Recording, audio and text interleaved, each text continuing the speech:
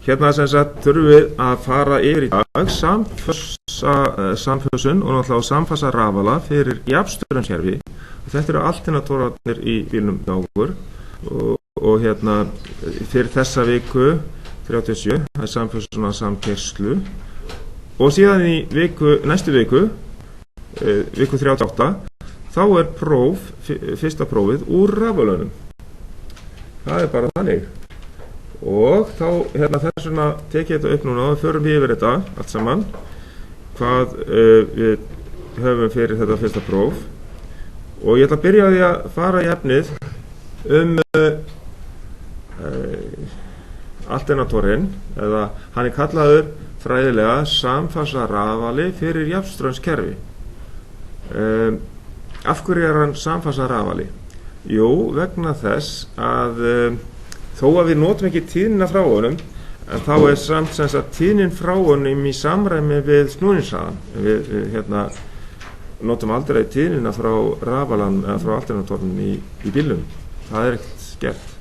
Heldur að hann er byggður þannig sem sagt að pólhjólið, þetta pólhjól hérna, það er búið til úr spólu og síðan kemur ég getur sagt norðurpól hérna vinstra megin og suðurpól hérna hægra megin, bara fer eftir í hvernig straumurinn fer þessa spólu, hvaða pólar myndast hérna, sitt hvort megin, en það skiptist á eins og við sjáum hérna þessa gafla sem að koma sitt á hvað þegar við setjum þetta saman, að þá skiptist á hérna norðurpól og suðurpól alveg sitt og hvað.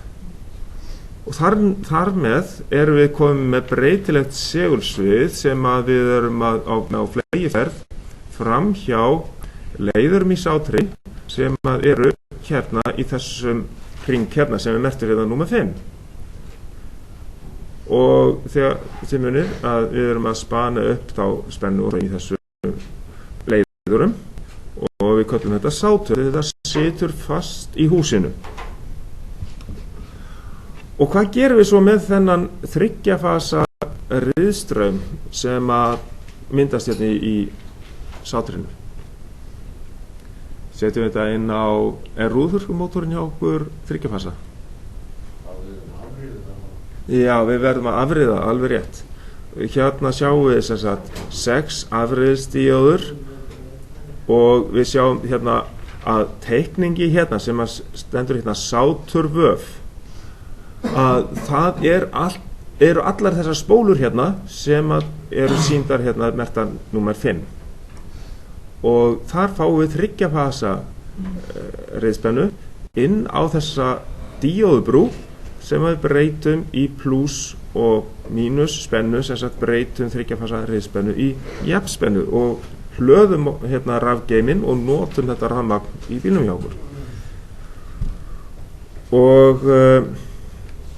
þetta er náttúrulega svipað gert í rafbílum, það er verið kannski í bílum þeir sem eru með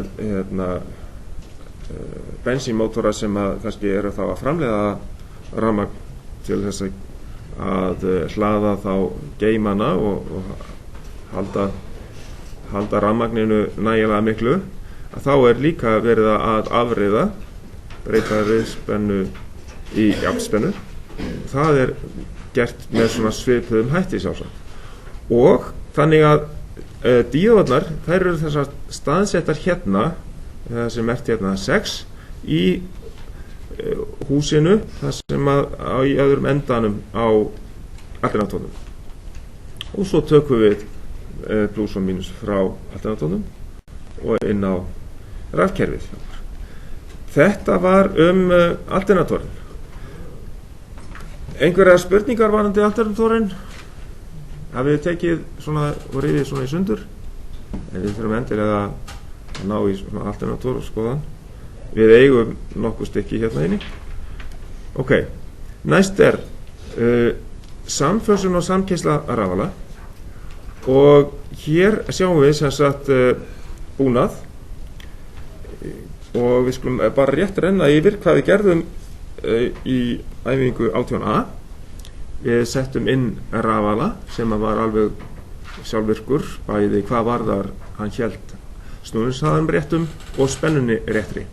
Við settum hann fyrst inn á netið og hann var með 400 volt tíðnin 50 rið og við sjáum hérna að svona kröfur hvað þarf að hafa í skipum í ljósavéla töflum og hérna þennan búnað sjáum við svo út í vélarsalnum í ljósavéla töflunni þar.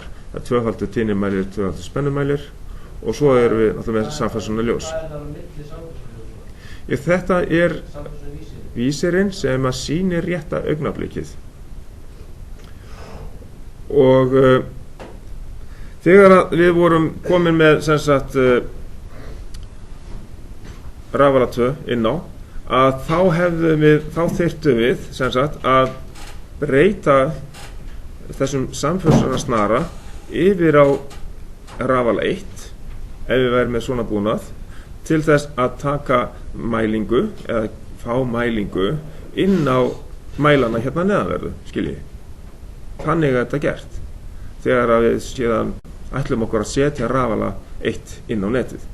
Og við þurfum þá að stilla spennuna rétta og tíðnina náttúrulega rétta. Það er talað þetta er talið upp í einhverju ákveðinni röð en það kannski breytir ekki öllu. Við þurfum allavega að vera með spennunar sömu spennu, reyna að hafa hana eins nákvæmlega sama og sömu og á safnteinunum og síðan höfum við tíðnina frá innkomandi rafala örlítið hærri til þess að hann komi inn sem framleiðandi en ekki sem notandi. En hvað gerist? Þetta er eitthvað sem við höfum ekki farið neitt djúpt í. Hvað gerist ef að við setjum rafala 1 inn á örlítið lægri tíðni? Já, þá kemur hann inn sem notandi og fer að þiggja raunafl yfir á sig og hann snýst sem sagt þá á netinu, á afli frá netinu og þá er ákveðin vörn í öllum skipum við hvern og einasta rafala sem að er kölluð bakaflsvörn og ef að bakaflið er það mikið það er náttúrulega bara stillt fyrir viðkomandi rafala. Ef að bakaflið er það mikið að það er ástæða til þess að taka rafalan út og það er líka tímaþáttur í þessu.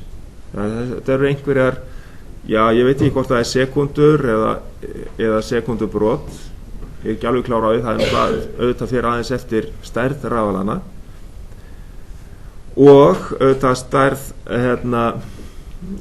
bakaflsins en þó er þessi tími held ég yfirleitt fastur. Þannig að það er bæði smá tímaþáttur í þessu og en að ef að bakaflið er nægilega mikið að þá tekur þessi bakaflsvörn út rafala rofan og bara slæðir hann mjög fljótlega út aftur. Þannig að við komum ekki rafalanum inn sem notanda á netið, skiljið. Hann fer bara út eftir augnablik. Það er það sem að gerist. Og þetta höfum við líka fyrir próf en við gátum ekki prófa þetta í mælingaverkefninu hjá okkur því að við erum ekki með uppsetta vörn akkurat á gulutöflunni en við erum með hana á varnarbúnaði sem er vinstra megin á þessari töflu hér, við skulum sjá. Já, þið sjáu hérna glitta í rauða töflu hérna vinstra megin, þið er kannski eftir henni en þar er varnarbúnaður með p-mæli eða raunaflsmæli og þar bakaflsvörn inn í þeim mæli. En hérna akkurat á þessari töflu þá höfum við ekki aflmæli eins og þennan hérna lengst til vinstri sem að þar inni ekki bakaflsvörn. Þannig við gátum ekki prófað þetta. En þannig að við getum líka gert æfingar þannig að hann tekur til sín bakafl þess vegna bara í tilraunaskyni. En í öllu venjulegu þá þessi vörn að slá út og þetta sérstaklega í landsvirkjanakerfinu þegar við setjum stórar virkjanir að það mikilvægt að hafa innkomandi rafala í virkjuninni sem við ætlum að fara að koma inn sem framleiðanda, að hafa hann á örlítið hærri tíðni þannig að hann komi strax inn sem framleiðandi og fara að senda straum og raunafl inn á landsvirkjunarnetið. Það er mikilvægt. Ok, þannig þetta og hérna er þessi skilir í talinu að það er sama spenna á rafala og safnteinum og þið vitið hvað safnteinar, er það ekki? Safnteinarnir eru merktir þessi hérna L1, L2 og L3 í samfélagslögninni. Þetta eru safnteinar. Ok, og í öðru lagi að spennurnar hafi sömu tíðni. Sem sagt, við erum með 50 rið hérna hjá okkur og síðan í þriðja lagi það er að velja rétt augnablik til að tengja rafalan við netið með viðkomandi afróa og sem sagt þetta þýðir það að þeir verða að vera með eins og ef við verðum með dimmatengingu þá væri engin spennumunur á milli fasans L1 frá rafalanum og fasa sem heitir L1 á safnteinunum. Þá væri alveg slökkt á öllum perónum í dimmu tengingunni. Og þá megum við slá inn í því augnabliki, rétta augnablikinu. Og svo fer hann að taka á og framleiða inn á netið rafalinn. En hvað gerum við með þessa ljósdimmu tengingu?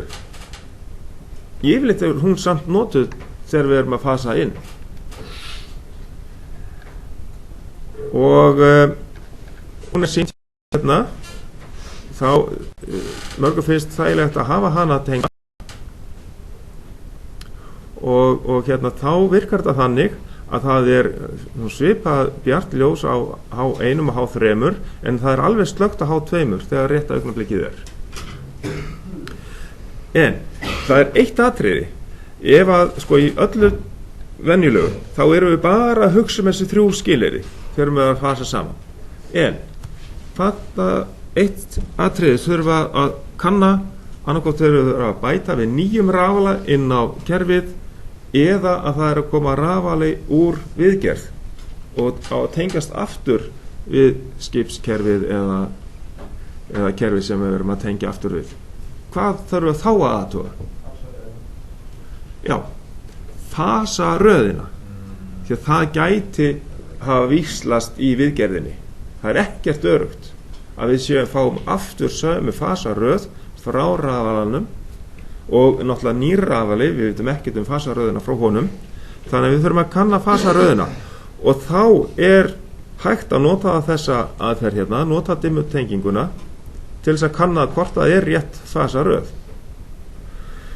Ef að þessi tenging er alveg pottþétt rétt tengd upp, þá gengur það og til frekara öryggis þá gætu við tengt lítinn mótor, þess vegna gætu við þess þryggjafasa mótor sem við getum haldið í hendinni á okkur eða það er til ákveðið tæki sem með 2 ljósum á sem að sýnir rétt fasaröð eða röng fasaröð. Og við tengjum sem sagt annars vegar á fyrir ofan rofan sem sagt á safnteinunum á L1, L2 og L3 alla 3 fasana og athugum hvort að tæki segir okkur það sé rétt fasaröð. Ef það er kannski rétt fasaröð þá athugum við síðan fyrir neðan rofan hvernig röðin er frá rafalanum. ef það er sama röð, ef það er rétt fasaröð fyrir neðan, þá er allt í lagi. En það er líka í lagi ef við sjáum að það er röng fasaröð fyrir ofan rofan og sama röðin, það er röng fasaröð fyrir neðan rofan. Það er bara að það sé sama fasaröð og þetta skiptir bara í rauninni máli í hvaða röð við tengdum vírana frá mælinu eða frá þessum litla mótor sem að við sjáum snúast. Þannig að þetta er í rauninni kallast undir fjórða atrið sem að við þurfum að athuga ef við þurfum að tengja nýjan rafala eða ef að rafali er að koma úr viðgerð. Ok.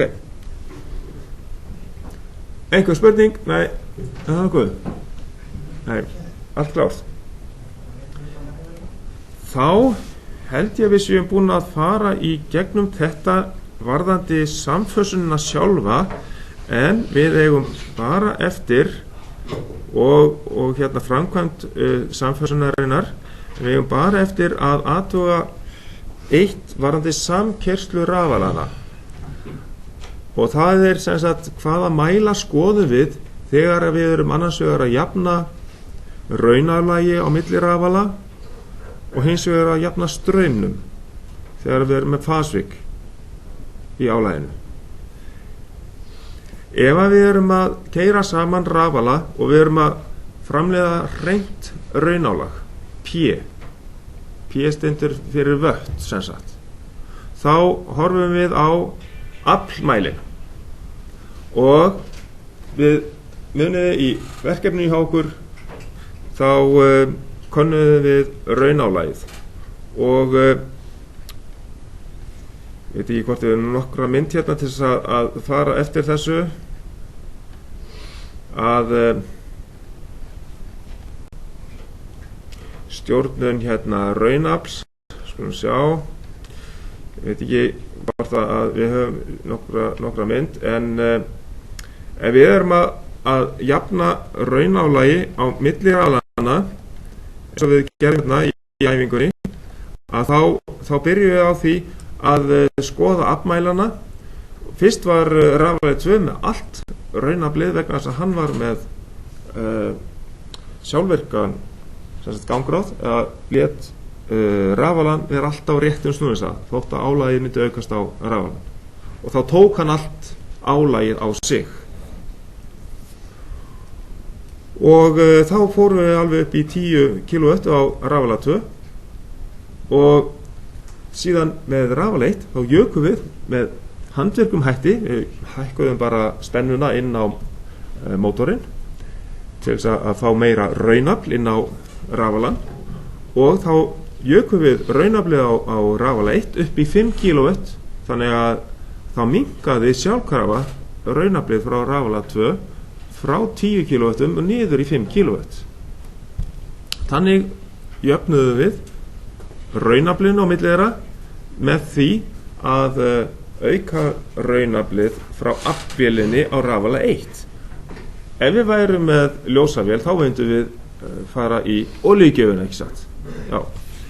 En ef við værum með blandað álag, sem sagt straum, sem er til dæmis, ef við erum með spannstraum, þarna við settum inn spólur, sem eins og væri með marga mótora í gangi, þá vorum við með mjög mismunandi straum álag frá rafalunum. Eftir að við vorum búin að jafna raunálagið, þeir eru kannski með 3 kW báðir rafalarnir að framleiða, við erum búin að jafna það, en straumarnir voru rosalega mismunandi.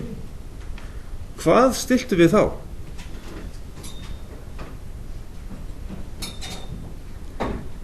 Rafali 2 var að framleiða kannski svona 14 ampere, rafali 1 var bara að framleiða kannski 4 ampere. Hvernig jöfnuðu þessu straumum? Hvað gerðu þið?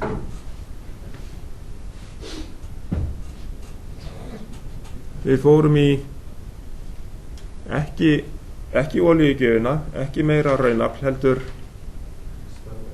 við breyttum sem sagt segulmögnunarstraumnum, við jökum segulmögnunarstraumnum á þeim rafala sem var með minni straumframleiðslu. Það var það sem við gerðum vegna þess að við vorum þar með spanálag og til þess að minnka straumhalagið á rafala 2 þá urðum við að auka segulmagnstrauminn á rafala 1. Þetta það varðandi æfingu 18a sem við áttum að læra og erum að læra. Og þetta eru sem sagt atriði varðandi þessar spurningar hérna í skýrslunni. Eitthvað fleira sem við munum eftir og hérna ég hef ekki útskýrt, munum eftir einhverju.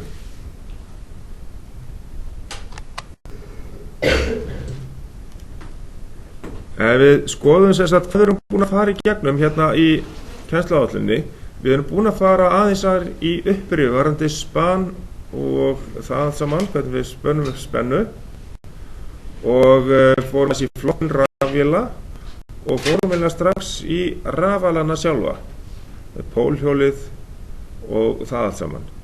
Og það að þið séu með það svona viti hvernig við getum reiknað út, farið á milli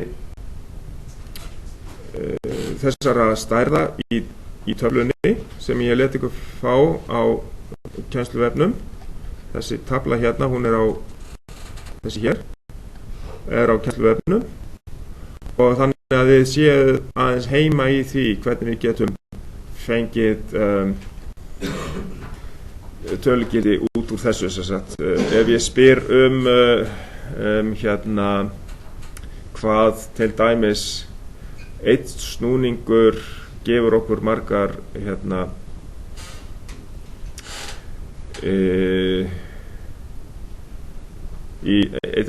einn snúningur í 3 pólpara rafala gefur okkur margar gráður, rafmagnsgráður.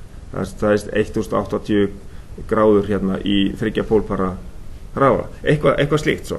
Við vorum búin að fara í þessa töflu í fyrsta eða öðrum eða 3. tímanum og þessi tafla hún hérna á kennsluvefnum. Ég ætla aðeins að sýna ykkur hvar hún liggur, þannig að þið getið opnað hana og spáð í hana hvernig þið getið fundið þetta út og við aðeins rifjum það upp hvernig við finnum þessar stærðir.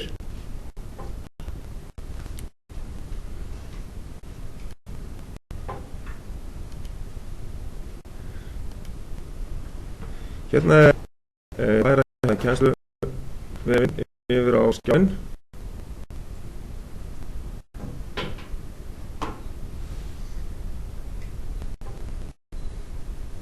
Það er lengi að opnast en þetta kemur svona og við förum hérna í áfangan.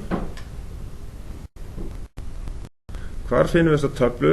Og þessi tafla er ekki komin inn í bókina en þetta og þetta átta sig á mismunandi stærðum á pólafjölda, pólparafjölda og slíku. Ef við förum inn í efni þá þetta undir efni og hér eru töflur og skilgreiningar tákna. Hérna tafla yfir póldeilingu og póla og með sér hérna efst upp stærri tafla póldeilingu og póla, aðeins ein lína í viðbót. Ef ég opna þetta þá á ég að fá Excel-skjal þar sem að þessi tafla staðsett. Já, við svörum spurningum varðandi þetta efni í prófinu, já. Nei, ekki töfluna sjálfa, nei.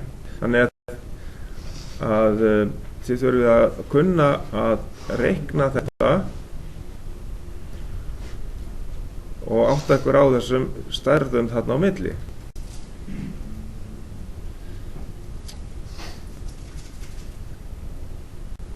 Skulum sjá, Excel ennþá að opnast hjá mér, bara til að sýna ykkur sem sagt að þetta hérna til staðar en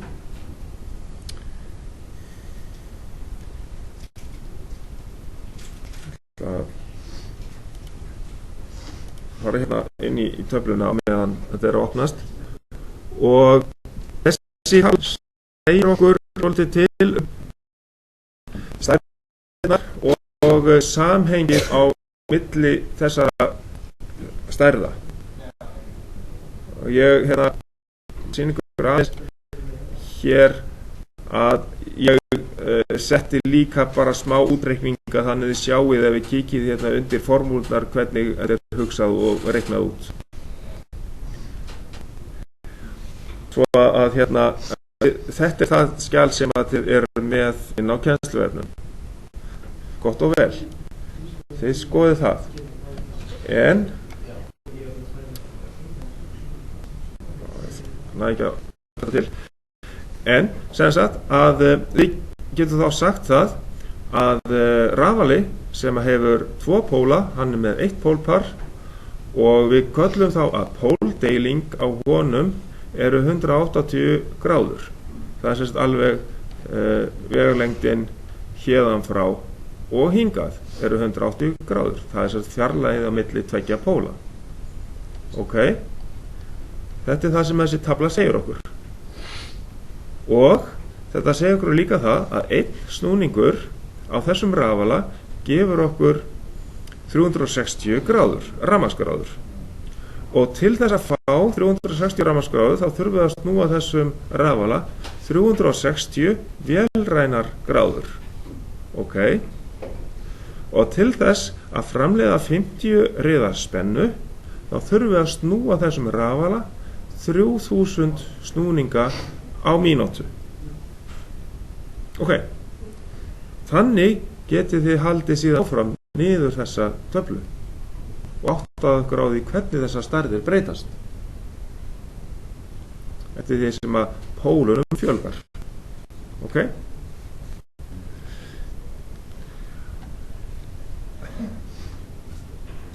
Og þá held ég að séu í rauninni bara þessi dæmi sem að þið hafi verið að reikna, það er það efni annað sem að verður í þessu prófi. Og þá erum við búin að ég tel að fara yfir allt efni sem að kemur í prófunni í næstu viku.